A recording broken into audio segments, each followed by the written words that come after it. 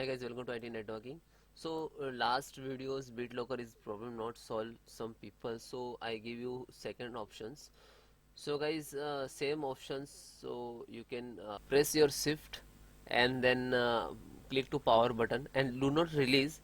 When your system come this screens, then release your shift key. Okay, then click to troubleshoot, advance and command.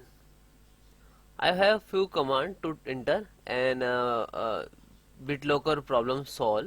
Okay, first command have and command I will give you in description, so you can type.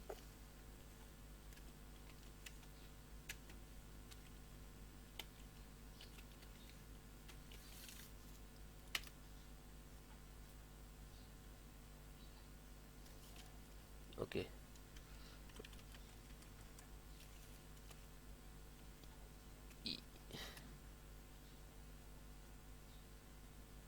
so you look at his BitLocker drive. Okay,